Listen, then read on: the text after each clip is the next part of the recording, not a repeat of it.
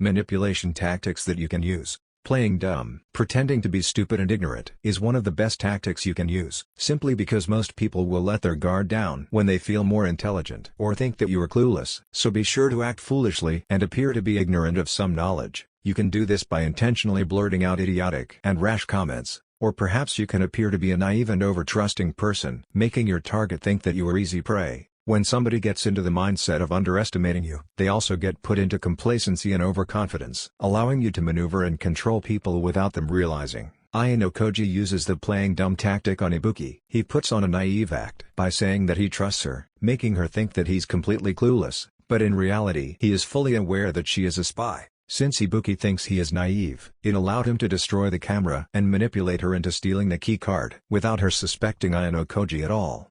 Giving credit. When you obtain an impressive accomplishment, you might feel the urge to boast and show off. You also may like the compliments and respect you get from others. However, there's also a downside to getting all this attention. When you take the credit for yourself, it can also stir up envy and hostility towards you. Some people will be jealous of what you achieved, and some people will see you as a threat after seeing your abilities, essentially giving you more unexpected problems. Often, it's better to manipulate people's perception. You do this by giving the credit to someone else, or by downplaying yourself, making it seem like you didn't do much. Push all the attention onto someone else while you keep yourself unnoticeable by others. When Ayanokoji obtains victory for his class, he does not take credit for the win. He instead lets Horikita take the credit, letting her get all the attention and glory. The purpose of this was to avoid drawing attention to himself, letting Horikita take all the hostility directed towards her, while also allowing Ayanokoji to keep the appearance of being unimportant.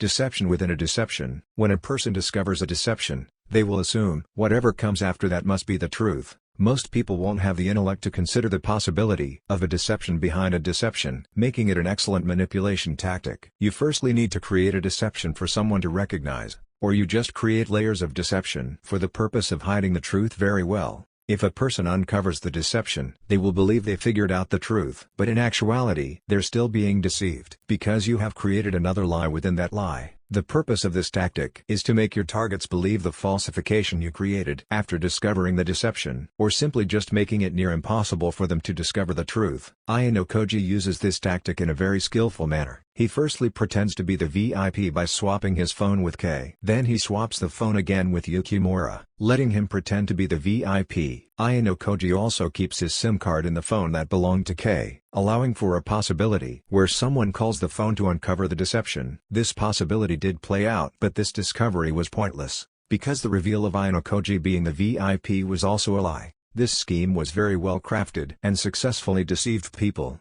Intentional suffering. If you want a person to become attached and dependent on you, you need to make your victim suffer. You will need to create a situation that will stir up anxiety and pain within their mind, intentionally causing trouble and problems for your victim without the person knowing it was you. You could sabotage their work, send others to bully the individual, or get them physically injured. Then later on, you come in to offer a helping hand, making it seem like you're the solution to their problems. You appear as a hero and savior from your victim's perspective, but in actuality, you're the one who orchestrated all these problems for them, making your target build an emotional bond with you during their agony. The victim will associate you as trustworthy and caring, because you're the one that helped them through the hard times, even though you're the one who created the trouble for them in the first place. Ayanokoji used this tactic on Kei 2 times. The first one, he sent bullies to attack her, then came in later to offer help.